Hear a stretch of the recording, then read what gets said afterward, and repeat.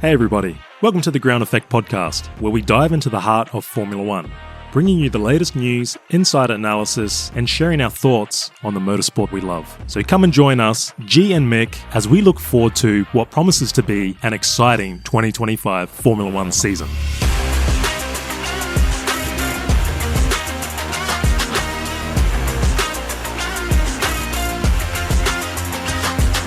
Welcome everybody, and that's the Bahrain Formula One GP all wrapped up. Quite an exciting race, especially after the dour affair we had the week before at the Japanese Grand Prix. A dominating performance by Oscar Piastri. He's definitely looking the goods right now. Red Bull continued to struggle throughout the weekend. Ferrari, well, Team Red, you still got a lot of work to do. Russell, we used to call him Mr. Saturday. Well, he's pretty consistent on the Sunday this year. And HAAS, double points finish. They'll be pretty excited about that. Now, to dissect the weekend, across from me here is Mick. How you going, mate? And what did you think of that race? Yeah, good, mate. It was nice to see some overtaking. Yeah. I have to admit, the two-stop strategies always throw up excellent racing, and then you throw the safety car in that, and just that mix of tyres at the end there, it was good. And then it also makes it look even more exciting, you know, with all the sparks under the lights. So, no, I thought it was really good. You know, I thought Piastri sent a pretty clear message, I think, this weekend to Lando. Yeah, so starting off with McLaren, I mean, yeah, quite dominant over the whole weekend. Piastri just, I mean, for him, it was quite a flawless weekend. Yeah, and then on the other side of the garage, you've got Lando, who just, I mean, really, he lost that race on Saturday. Again, similar to the Japanese Grand Prix, he's struggling for a bit of mojo at the moment by the looks of it. If he's not careful, he could be in trouble. Yeah, Oscar just looks really assured behind in the driver's seat. He just doesn't seem to make many mistakes, and he just seems very unflappable. That's his sort of personality trait. Whereas Lando, on the other hand, it just seemed like he was overdriving the car a little bit during the race. He just wasn't quite patient, especially at the end when he was trying to reel in and overtake Russell there. He just trying to make the move happen too quickly. It just seems to be lacking a little bit of patience. Yeah, I mean, he got schooled a couple of times, didn't he? In some of those overtake attempts. Like you said, should have just been patient. You saw how quick he was. He should have finished second. Saturday hurt him. Simple as that. He can't afford to be doing that. He needs to, if Oscar's on the front row, he needs to be on the front row. Otherwise, it's not going to be too long before Oscar starts to get the upper hand. Yeah, well, Oscar, he got the full trifecta over the weekend, qualifying, pole position, fastest lap, and the race win. So absolutely flawless performance. Yeah, Lando qualified 6th on the Saturday, which really hurt him. And then, making that little mistake at the start by just rolling over his starting grid slot, which was picked up by his good friend next to him, Max. He was quick to see it over the radio that Lando had rolled over. 5-second penalty there. When you look at the weekend as a whole for Lando, it was scrappy, man. It was really scrappy. Yeah, he needs to tidy that up because it won't be too long before the other drivers start getting in his head. We've already had Max come out and said if I was in that McLaren, you wouldn't even see me. Yeah, too scrappy. This championship, that McLaren being the dominant car, you can't afford a scrappy weekend. Neither of them can. Oscar's managed to bounce back from his poor weekend in Melbourne. Now they're level pegging. No one can make a mistake now, so the pressure's on both of them. Yeah, so after 4 rounds, we've got Lando on top with 77 points, and Oscar's closed the gap. He's now in P2 with 74 points, so tight at the top. And yeah, as we always say, that McLaren battle, how it pans out through the season is going to be extremely intriguing. But also, I mean too, like when you listen to Lando speak, like talking shit about himself. Okay, I understand you had a shocker of a weekend, by your standards. When you sit there and go, oh, I forgot how to drive a Formula One car, that's just, 90% mental, as well as being able to drive. They can all drive, but the mental side of it, like you can't give your competitors an inch because they'll take it because it's that close. Those sort of things that the drivers can use against you to gain an advantage. Also, too, I think Oscar being that quiet, deadly assassin type calm person, I think really plays into his hands against Lando. And I also think just having Mark Webber in his corner as manager is, that's golden. Mark Webber was sort of a similar sort of character, and you can see a lot of Webber in Piastri. Yeah, no, definitely. Well, let's see how this one pans out, because Saudi next week, naturally, Lando will want to bounce back against his teammate because Oscar now, 2 wins for the season and looking comfortable there. Now, moving on to Ferrari, honeymoon's over for Hamilton. They still got a lot of work to do. If you listen to Charles is saying the car's lacking overall downforce. You listen to Lewis is still coming to grips, changing his driving style to suit that car. You know, they've shown glimpses of what the car can do when they get it right. Even in the race, you saw them, they were both on the mediums in the second stint, and that car was clearly the fastest car out there. It was just unfortunate when that safety car came out, they probably should have gone onto a soft tyre. But Charles was saying, you know, if we went onto the soft tyre, that we can't hold onto that tyre as long as Mercedes did. So yeah, they've got a fair bit of work to do. At least they managed to get some decent points. They needed to do that. With Montezemolo there, he's already come out and been quite critical of the team, saying they lack leadership. Is that the rocket they need? The car is there when it's in the window.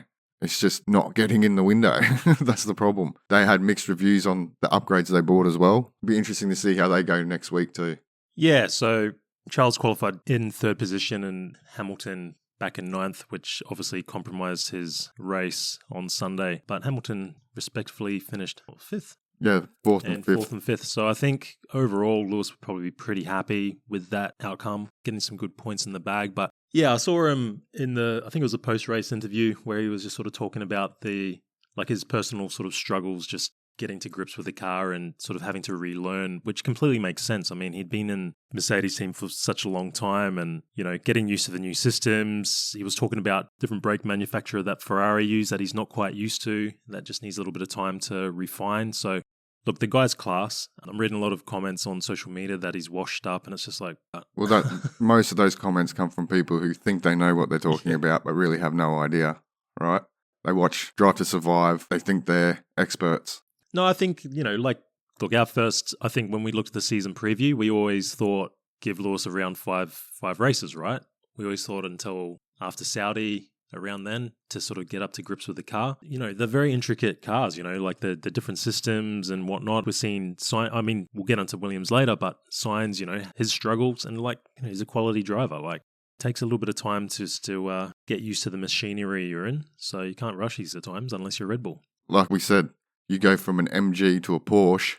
The first time you hit that brake pedal from an MG, you can put your foot flat and the thing will slowly stop. You get into a Porsche and you only have to tap the brakes and you're flying out the windscreen, you know? It's two completely different cars. You know, Lewis has said, got to change his driving style. When your muscle memory is a certain way, then to change it, you can't change it straight away. It's going to take you time. And like you said, look at Carlos, same thing. One interesting thing that he pointed out was how he was talking about how Charles, when he comes up with his setup of the car, he pretty much sticks to it the whole weekend. Yeah, but again, that's someone who's been in that car for how many years now? Exactly. You know, you've got to try and find the balance that works for you when you're not familiar with the car. I'm sure Lewis would have done it in Mercedes, where it's literally just rolls out of the box and it's set up the way he has it. He goes one way, one direction, and that's it, and he can stick with it the whole weekend. You know, I think it'll get to that point where Lewis will be sort of similar. Got to try and find the balance that works for him the best. I guess the only way you can do that is start in one direction, go completely the other direction, and then try and slide back and find it in the middle that suits you, I guess. Not that, you know, I wouldn't know. I'm not an engineer, but if that's kind of how, in my head, I think I would do it. They would come to the circuit with, I guess you'd call it like a base setup. And then from there, they would go in one direction, maybe completely the other way, and then slide back and get as close as you can to what you feel is right for you. Well, hopefully with their upgrades they bring, there may be a little bit more in the tank come for Saudi, and we can see Ferrari becoming a little bit more competitive alongside the top teams. Charles Leclerc now on 32 points and Lewis Hamilton on 25 points, so they're definitely falling back from the top guys, but 20 races left in the season, so plenty more to come. All right, so on to Red Bull. Big struggling weekend that was for them. Max just never looked happy, just never looked like he was getting that car in the window. Mate, he had that thing sliding around, he had brake problems, so clearly the balance wasn't there. Yeah, one to forget for Max and Yuki picking up his first points. Did you see the onboards of Max, especially in qualifying? Mate, he had that steering wheel 180-degree lock and the thing just would not turn. He was just having to wait and wait and wait. The brake issues and then the inconsistent balance definitely struggled, I think. When you look back at Suzuka, he made that car look a lot better than what it was. Yeah, absolute handful. Those onboards, it was just super slippery out there. He just never looked I mean, during the race, he just didn't seem comfortable. I don't think he was very happy with that hard tyre and one of those stints. He's still picking up points and he's still third in the championship with 69 points. So he's still there or thereabouts, but there's definitely plenty of work to do in that Red Bull garage. Now for Yuki, he'll probably be quite satisfied by the way the weekend went. I mean, he didn't set the times on fire, but, he picked up points in the end. And that's exactly what Red Bull want him to be doing. Well, I mean, he's done the job there, right? Like you said, that's exactly what he needs to do. I think even overall for Red Bull, that was a really scrappy weekend. They had the issues in the race with the pit stops. I think they had wiring issues with the gantry light. Yes. So, which affected both drivers. So, yeah, definitely one to forget for them. The hotter temperatures, the higher tyre deg, that sort of circuit really showed the weaknesses of the Red Bull. Yeah, Yuki should be pretty happy with himself. I mean, he's done the job. Probably could have been a little bit closer to Max, but yeah, as long as he's getting points, I think Red Bull will be fairly happy. Yeah, a little bit of a scrap there with Carlos Sainz where they made a little bit of contact and eventually did ruin Carlos's race there with all that damage on the side pod that he had. But yeah, like you mentioned, the pit lane lights that they use, you normally Red Bull are flawless when it comes to these type of things. So very scrappy, and I don't think they'll be a happy camp right now. So yeah, a lot to play for. Come Saudi, they'll be looking for some big improvements. Now, speaking of consistency, Mr. George Russell. Oh, Corporate George. Corporate George pulling off a P2 and holding off a fast-finishing Lando. He kind of schooled Lando, I think, when Lando tried to overtake him. Yeah, Captain Consistency, man. He's going about his business, and there's not too much fuss about Mercedes at the moment. All the focus is on Red Bull, Ferrari, and McLaren. Rightly so. He's been on the podium, 3 out of the last 4 races? If he keeps doing that, McLaren have a couple of off weekends or take each other out or don't score any points. You don't have to win every race to win the championship. He's doing a really solid job, man. Be interesting to see what happens at the end of the season because he's off contract at the end of this season. So yeah, definitely. I mean, he's only 14 points off the championship leader, Lando. So he's sitting on 63 points. So he's got a nice bag of points there after 4 rounds. Yeah, it's. I just think he's just relishing that leadership role. I mean, we've talked about it plenty of times. He's just taking that team by the horns, and he wants to lead it from the front. And I kind of always think to myself that Mercedes, they have the capability to bring upgrades and to bring more performance to that car. Like they could potentially close the gap. They have the possibility of doing that. And even in these early rounds where the cars say not as competitive as a McLaren, you get someone consistent just picking up those points. He's staying in touch. I've said it all along. I think that car, overall, over multiple different circuits, that car seems to be the most consistent car out of the whole field. He jumped on those soft tyres in that last stint and made them last till the end. Yeah. So the car's clearly really good on its tyres. Yeah, I think, 25 or so laps on those softs? Yeah. Eked them out. Yeah, he eked them out really well and still had enough to fight Lando with. I mean, what happened? His DRS stopped working. He lost his screen on the steering wheel. He was having electrical faults, brake faults. The brakes were going long. Yeah, it was like hectic, man. Like how he even finished. It was like watching the timing screen, and he was second, then he dropped to last, then he was back up, and it was all over the place. And he was lucky to get away with not getting that penalty with the DRS issue. Yeah, so he was saying that he hit the radio button and apparently the DRS came on. But then he was able to close it, and then I think why he got around it was that he backed off, which was smart in hindsight. Yeah, so apparently he had the DRS was activated for a distance of 37 metres on a straight of approximately 700 metres. Whilst he gained 0.02 seconds, he gave up 0.28 seconds in the next corner, which, essentially he lost time. Yep. So that's why he didn't end up getting the penalty. But, I mean, even just to have the mental capability of, I hit the DRS button, turn it off, and slow down in the next corner. For me, that's awesome. So, yeah, he got away with that one. And the little Italian missile, Kimi Antonelli, man.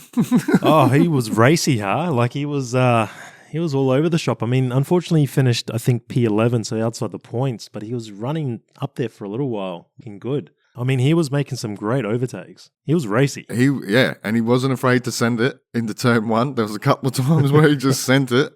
And then his little battle with Max, too, I thought was quite cool.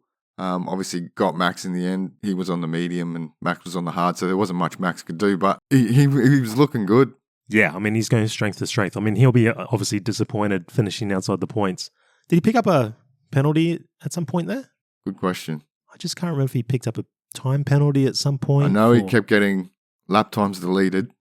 Yeah, there was some track limit issues. Yeah.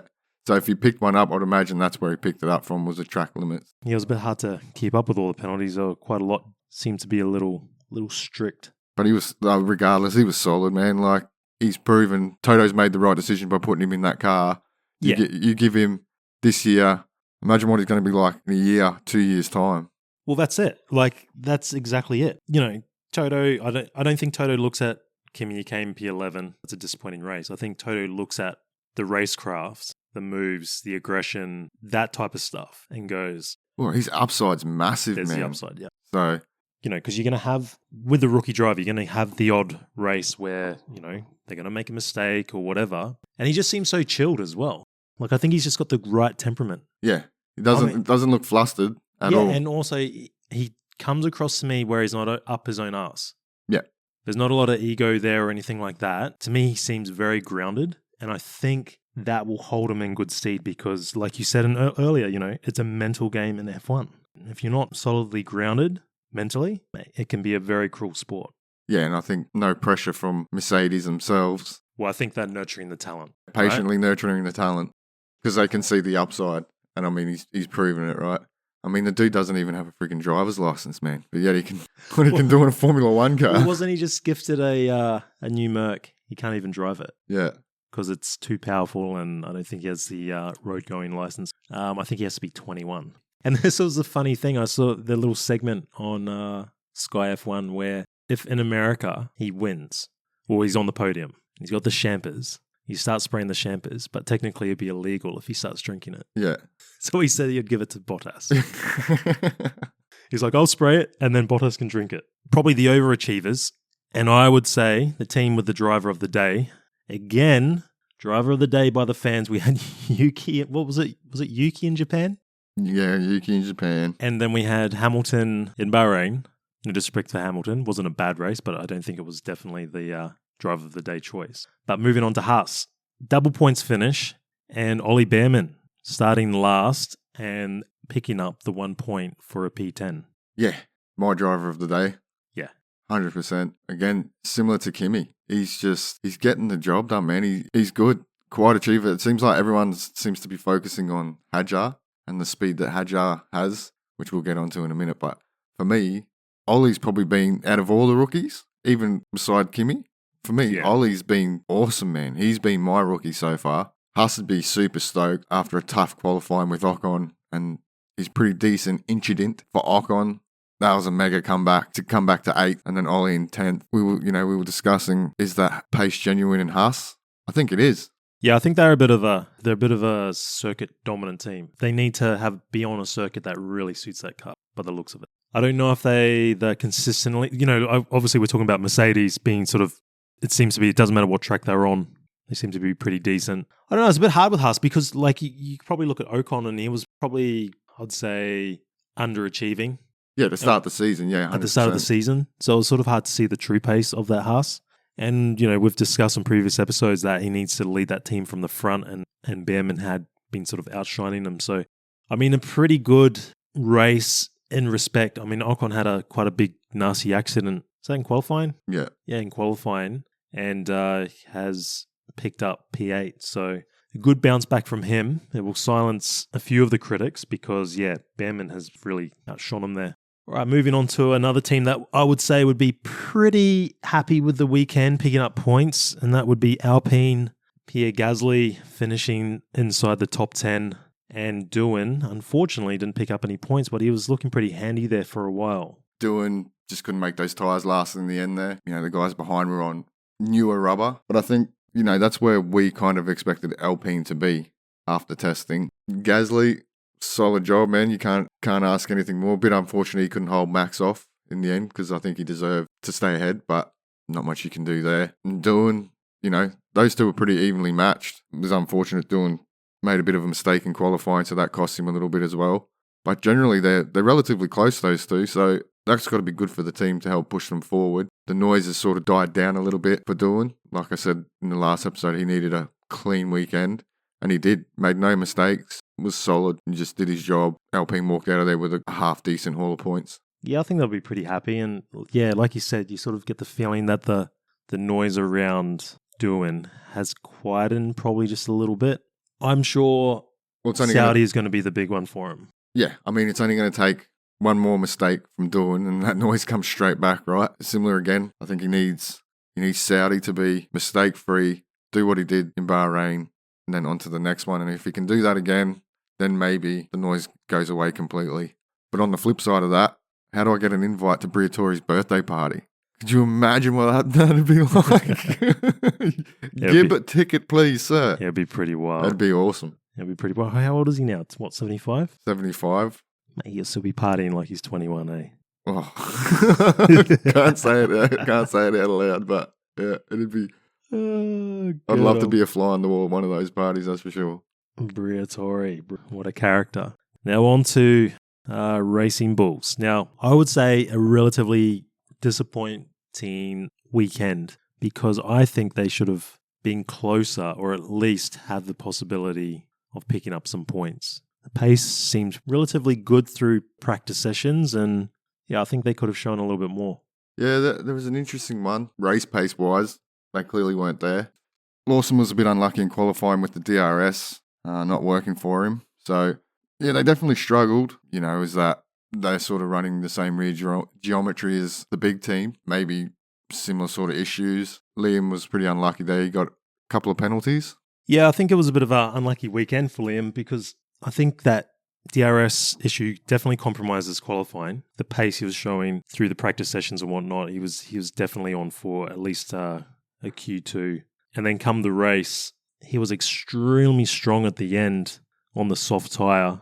Did a bit like a George stint. I think it was over 20 laps on the soft and was one of the quicker cars out there making his way through, but looked to be a little bit aggressive.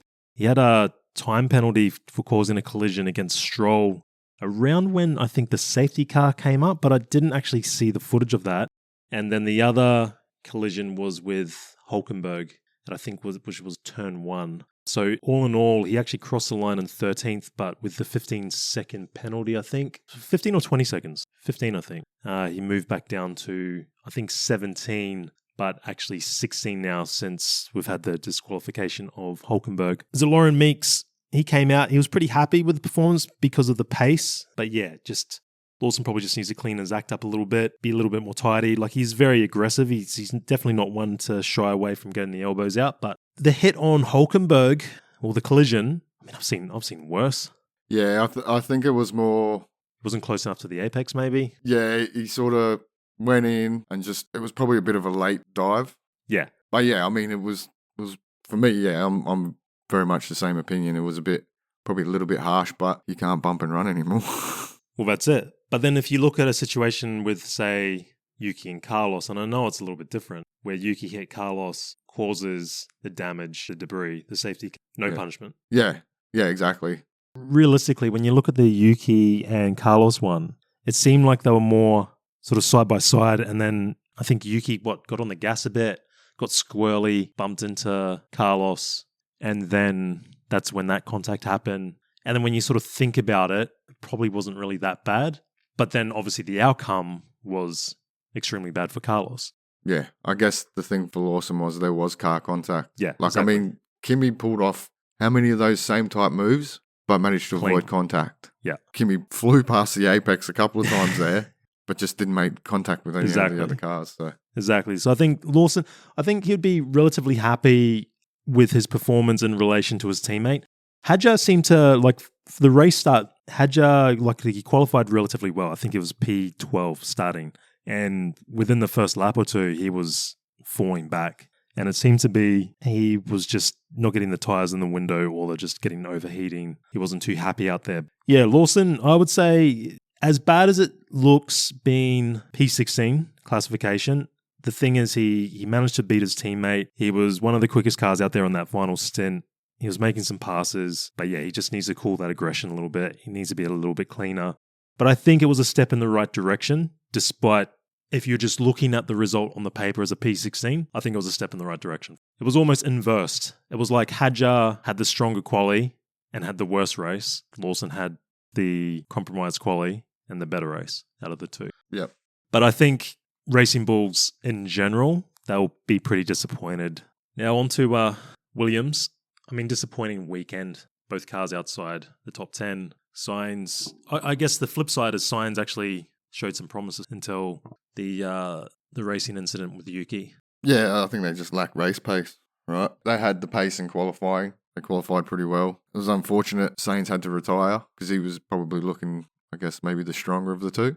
Yeah, I would say so. Like he was looking pretty close Albon and himself, but yeah, throughout the whole weekend, Sainz was there, and it was probably the first weekend that he's matched Albon. Yeah, I mean, Sainz, like if you're looking just at pure timing, like through practice. I think for the whole weekend, it was a solid performance from Sainz. Started to show glimpses of starting to get a handle on that car.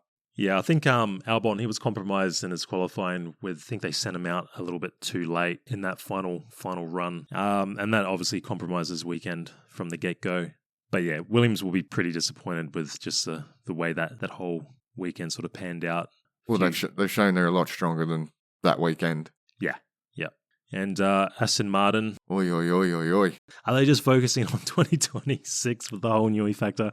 Who knows? But it was a stinker, eh? I mean, Alonso, okay, got into Q2 through qualifying, but it seems that they just ripped through a whole lot of their softs to sort of make that happen. Steering wheel falling off. Not ideal.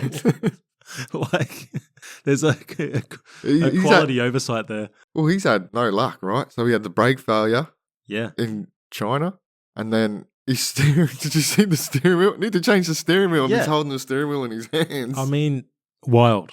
The conspiracy theorist in me is like they're trying to push Alonso out of that seat as soon as possible. Trying to make some room for somebody. Maybe Max. But yeah, pretty unfortunate for Alonso. He still hasn't even picked up a point so far this season, which I don't think he's gone the first 4 races during a season without picking up points. Maybe in his initial season way back in 2003 with Minardi, I think it was. Was it Minardi? Oh, we're going back a long way. Going back a few generations.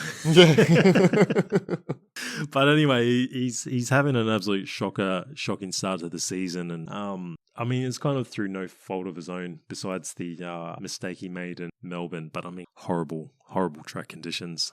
Yeah, but overall, I mean, at some point, is Newey going to have any effect on this car? Or like you said, they're not even really worried about, they're sort of just going through the motions for 2025 and waiting for 2026 to see if Newey can produce a gem. Yeah, I mean, possibly. I mean, it just seems to be that more action is happening off track with them isn't there sort of like a... Yeah, I mean... You should be doing your talking on the track, and at the moment, yeah, the focus is off, but... That was an ordinary weekend. Not much else you can say, really. It was ordinary. I mean, Stroll just didn't really feature in any conversation. It was sort of just really uneventful. Yeah, pretty much. He had a shocking quality as well, I think. So that car struggles in the traction zones. A lot of tight, that Bahrain sort of layout. They were okay in the medium to high speed stuff, but the slow traction zones is what hurt them. You would imagine Jeddah would probably suit them a lot better than Bahrain. Yeah, well, they need to bounce back. They need to show something. But, Alonso's been pretty patient. I haven't really heard him come out on the radio and be too critical like those old McLaren days with the Honda engine, GP2 engine. He probably realises this is the last team he's going to be in his career. And if he wants to sign again, it's probably best not to...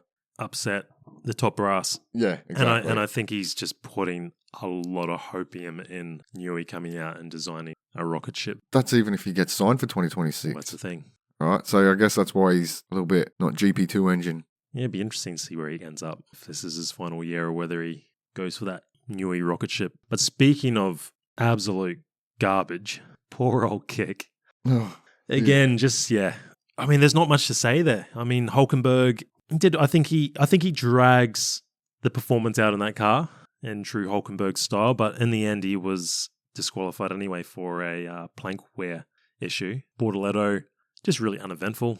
I mean, it must be the color green because Aston and Kick just don't put green on your car, all right? Yeah, if you've got green, you're in trouble. I mean, what do you say? Like, it's just... Kick. Kick it to the curb. It's done, mate. Forget about it. And again, they're very similar to Aston in that aspect of like the excitement is for 2026. Yeah. And I don't, it's like, oh, we're going to talk about Audi again. Audi. Okay, like, yeah, do something. I mean, yeah, they got to at least get a little bit more competitive. Let's see what they can develop throughout the season because, you only have to look back, last few years, McLaren. They were pretty garbage there for a little bit. Yeah. And the amount of progress they've made in 18 months. Yeah, well, now with the whole cost cap, if you're smart with your car development and your upgrades, you can turn things around pretty quickly now. Doesn't take much because the field's so close. Well, exactly, yeah. It's a very tight midfield. I mean, it's easier said than done. Just a few tenths. Yeah, I mean, look, they're probably not realistically in the battle for the midfield, but I think for them is they've got to try and narrow that gap because right now that gap's a canyon. Yeah, it's a big one. It's a big one to overturn, that's for sure. But you hope that they've got the big brains in behind there working on it and, they can make some progress before this sort of official changeover into the Audi partnership. So there you have it. Bahrain done and dusted. We got a good one. Finally. Bit of excitement. And I would expect next week we may get something similar as well. And we look forward to that Saudi preview show.